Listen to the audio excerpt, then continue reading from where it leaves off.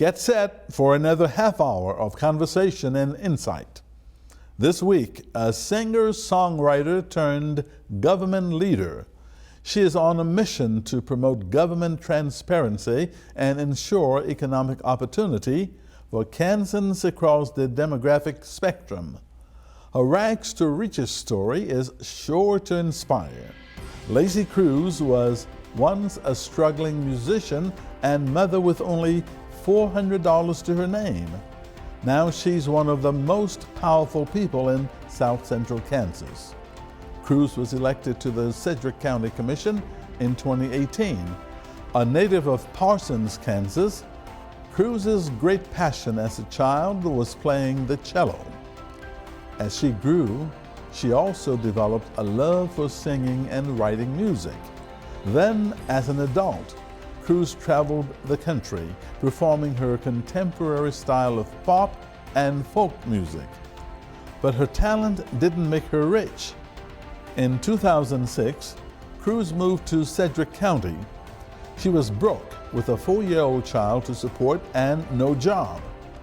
Prospects were grim, but Lacey Cruse is a survivor. She pulled herself up by her bootstraps. She enrolled at Wichita State and earned a degree in communications. Cruse then went to work in the healthcare industry as a marketing specialist and then as a music therapist for senior citizens and hospice patients. Meanwhile, she emerged as an activist promoting gender issues, organizing protests, and a women's march through downtown Wichita. And now, she has broken into what she called the Good Old Boys Club as the only female and the only Democrat on the Sedgwick County Commission. Coming up, I'll ask her how that's going, and we'll find out what has driven her ambition and success. And yes, she will also sing a song for us. This should be a compelling, inspiring, and entertaining half hour as I go one-on-one with Sedgwick County Commissioner Lacey Cruse.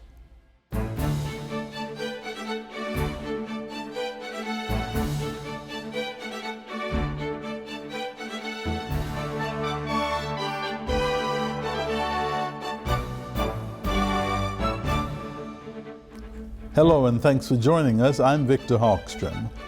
It is a pleasure to welcome Sedgwick County Commissioner Lacey Cruse to the program. What a great pleasure it is to have you. Thank you, Victor. I'm excited to be here. You have been on the commission now for over a year. How is it going? Oh, it's exciting. It's something new every single day. I'm learning more than I ever imagined. What have you learned specifically so far? Oh, just the great need in our community as far as mental health services, any and everything that comes to budgets and mill levies, and just it's an overwhelming amount. It's about like drinking from the fire hose, although it's kind of slowing down a little bit. Were these all new to you?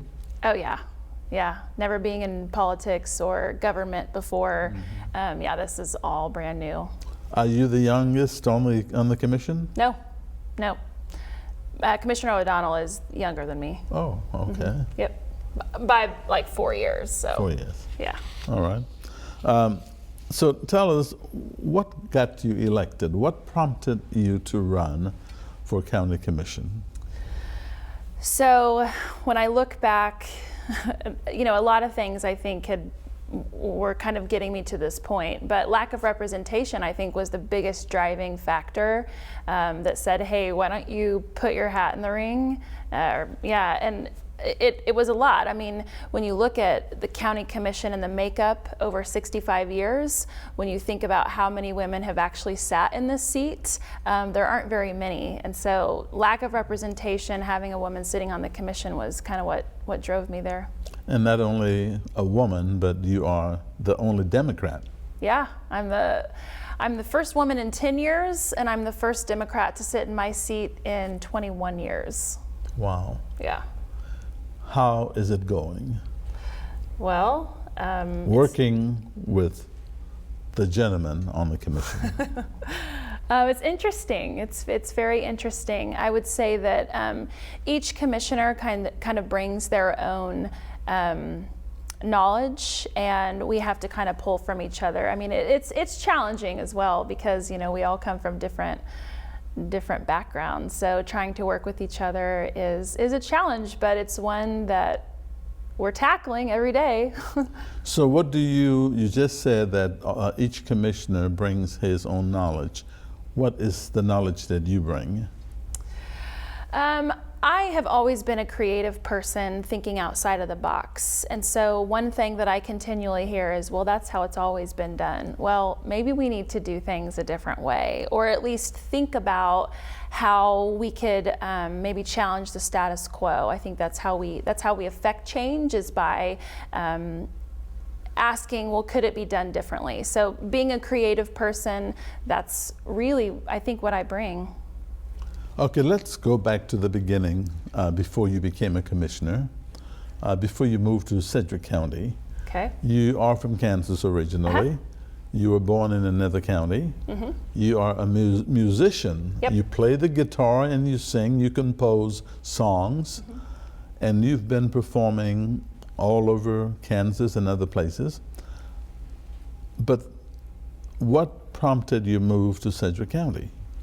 So in 2006, it was time for me. I had just finished my associate's degree from Labette Community College in Parsons, Kansas, and it was time to finish my bachelor's degree. So it was either go to Pitt State or go to Wichita State. Those were kind of my two sort of options. And when I toured Wichita State, it was just a beautiful campus. It was way back before the Innovation Campus, way back before any sort of thing that's happening now. But I just really fell in love. I fell in love with the city.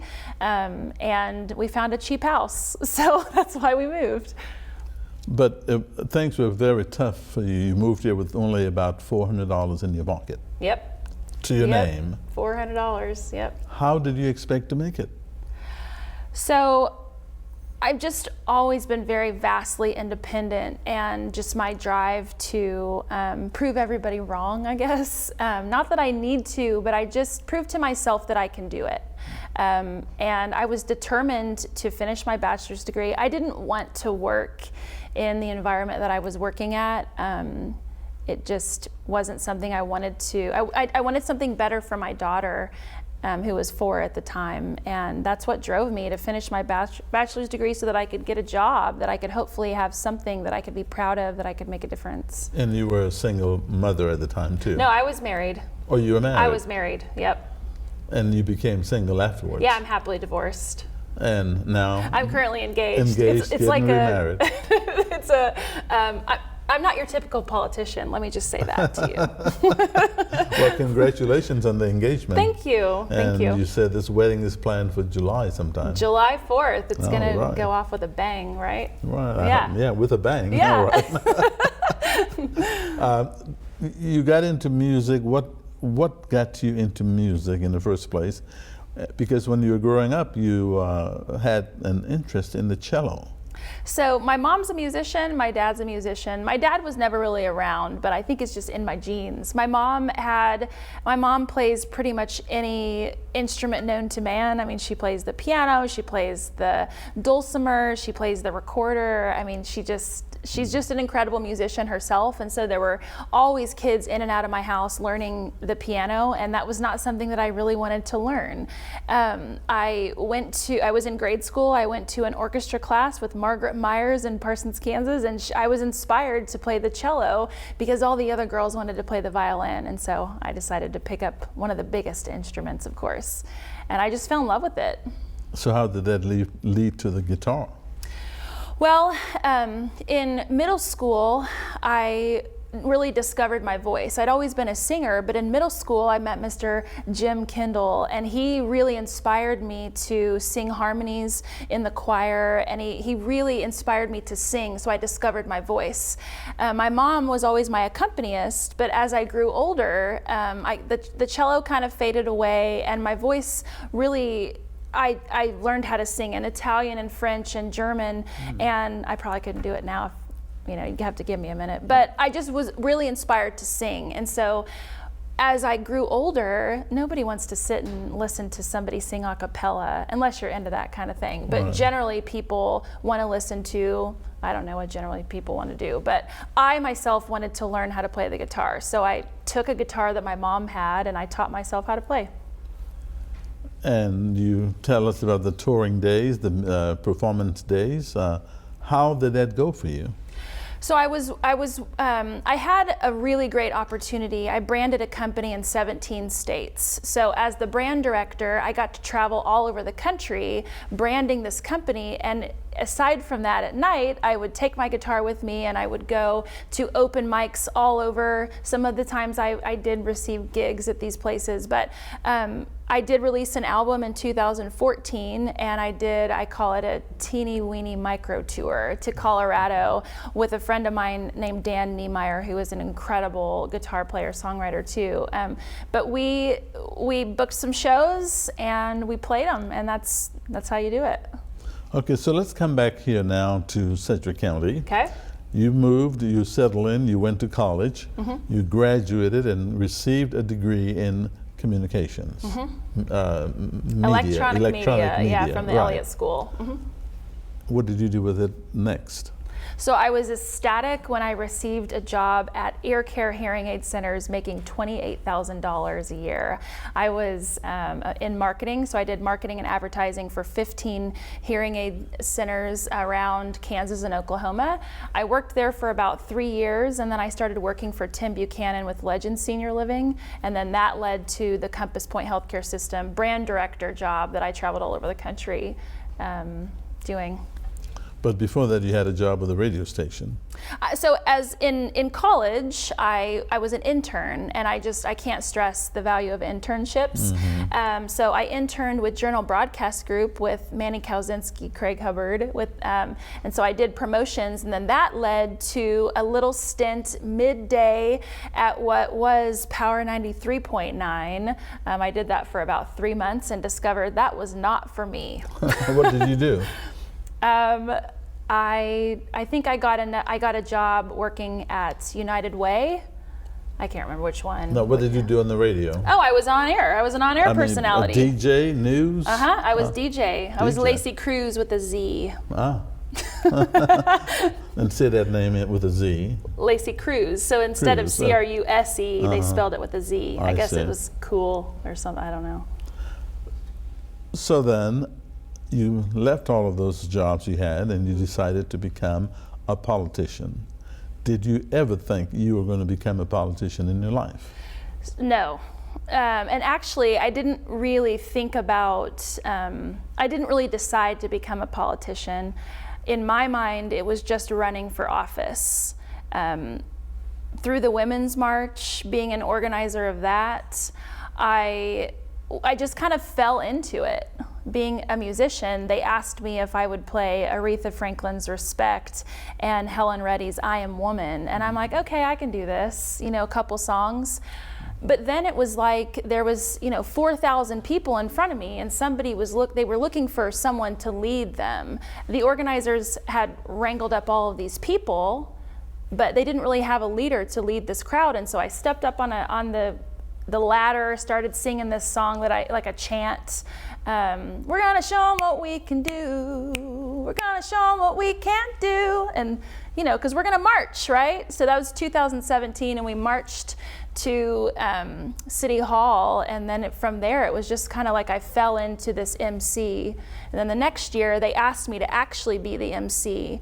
And as I was up there researching these ridiculously awesome women who had just been in this community making change for 30 plus years, it was like, oh, I can do something more than what I'm doing. And so that kind of led me into, well, what can I do? And somebody just suggested, why don't you run for office? And I'm thinking to myself, what, me run for office? What office would I even run for? Right. And then the rest is kind of history. And you ran against an incumbent. Yeah.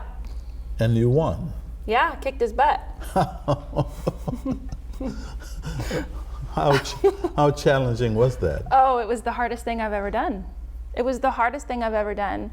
Both just emotionally and intellectually. I mean, it was really challenging. There was a huge learning curve, but the number one thing that I did was just listen. And I think that's what really helped me, is just listening to people and really setting my platform of things that I wanted to change from the responses that I received at the door. So did you feel like you were taken seriously when you were running? Oh, no. No. Nobody thought I was going to win. People underestimated me. I mean, rightfully so. I mean, they'd never heard of me. I didn't know anything really about politics in general or about the county commission. I mean, no. Yeah, they didn't take me seriously. So how did you win this? So there was like a momentum, I think. We had Governor Kelly who was running. We had James Thompson who was running. We had, I had an incumbent that I think people were maybe, I don't want to say anything bad about him. I think that, and quite frankly, I just worked my butt off. Like, I lost 16 pounds. I knocked thousands of doors. I went to every single thing that I could. I just did, I worked day and night. I mean, I quit my job. I took a huge leap of faith. I believed in myself. I understood that I could do it. And the number one thing that I told myself, Victor, was I'm gonna win whether I actually win or whether I lose. Because at the end of the day, now I know how to raise money. Now I've met more people than I could possibly ever imagine. Now I know what the heck goes on at the county commission. I mean, I didn't really know, but I was learning. So I believed in myself that I could do it, and it paid off. So would you say the voters voted you in blindly? Or is there something that they saw and felt about you? I want to say that people were inspired to have something different than what was there before. I hope that I touched enough people with being encouraging, getting back to those basics of kindness, compassion, and empathy, talking about really diving into learning what our county commission spends money on and making sure that it's allocated in an appropriate way, not doing things as business as usual, paying attention to people who speak up and not dismissing them, understanding that diverse voices are really what help us in our community. It's not one size fits all. We're a map. We're a colorful map, and we have to embrace those things. So how does it feel being the only Democrat among 4 other Republicans on the commission? It feels challenging. It feels there are good days and there are bad days, right? With anything in life. So I think that I work with some really great people. I will say that, and I have felt encouraged by all of the commissioners. I think that there is a momentum to propel Wichita and Sedgwick County forward, and I think that there is an attitude that helps us work together. It's challenging, it really is, and there are times when we butt heads, right. But what can I say? You've only been in the position now over a year. Mm-hmm. Are you looking ahead to the future for other political growth and aspirations? I would say right now I'm trying to do what I can right now in Sedgwick County. I think it's important. I have a huge challenge in front of me. I can't even think about that, right. To be honest. Because early. Yeah, it's too early. I mean, elections are hard, and I'm not even thinking about that. I'm focused on what I can do today. As I said, you are a singer, a performer, mm-hmm. and of course, we wouldn't have you come on this program without showing the other side of you, the talent in you. I would hope not. Okay, so you sang a song that we have pre-recorded. Mm-hmm. I'd like for you to set it up so we can listen to it. Sure. So, as a singer-songwriter, I like to say that songs write me. I don't really write them. Mm-hmm. It's important to really pay attention to any and everything around you, because everything could be a possible inspiration.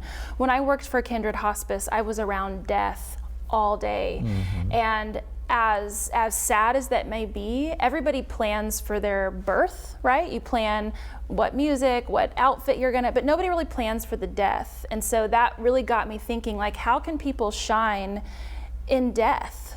As kind of crazy as that is. But the song is called Shine because you can shine at any time. You can shine when you're on a stage, but you don't have to be on a stage to shine. You can shine at QT when you see somebody struggling to get inside the door. You can run your butt up there and open the door. That's how you can shine. You can shine by letting the old lady who's going really slow on the highway just go by her and smile. You don't have to be rude. Right. There are things that I think that we can do as a community, and this song really is about shining when no one's looking, shining when you are, in the spotlight, but mostly just shining anytime that you can. All right, so let's listen, and the title is? Shine. Let's listen to Shine.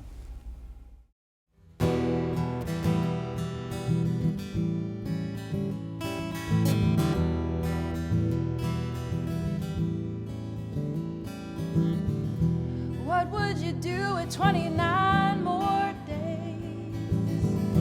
Who would you talk to? What would you say? Where would you go? Who would you meet? What kind of legacy do you want to leave? Oh, one moment in time where you can still shine. One moment in time where you can still shine.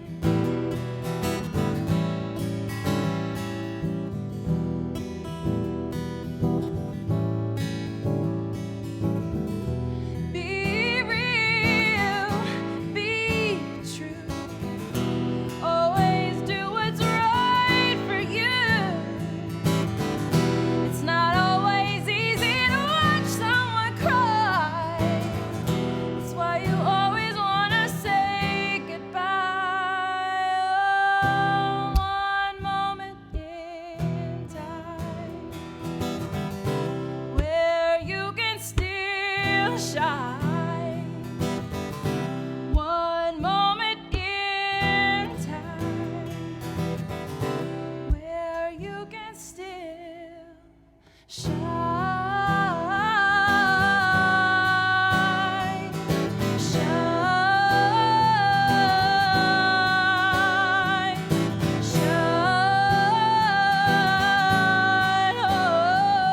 Shine.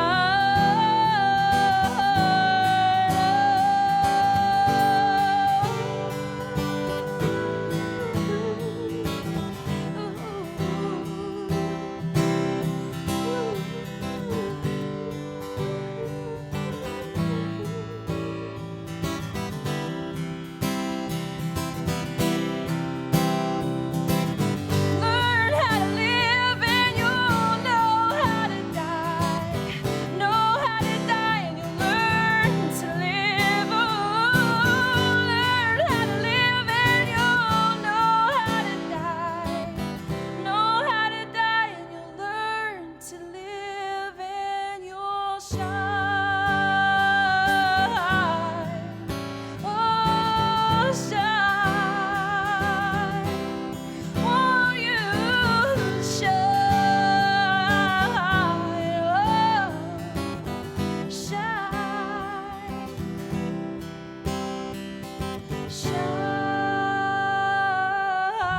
Shine. Won't you shine?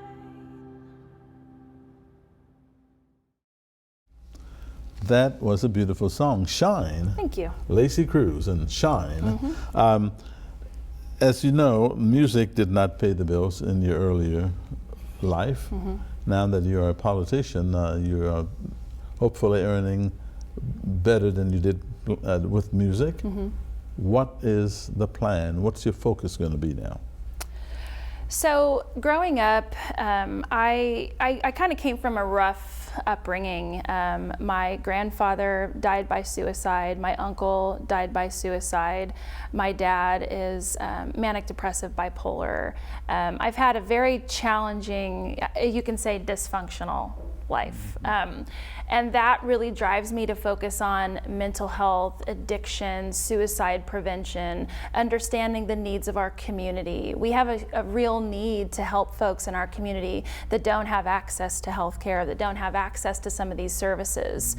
When 1 out of 4 people, one person dies every 4 days because of suicide. If we can help people understand that there is in Sedgwick County? In Sedgwick County, okay. Yeah.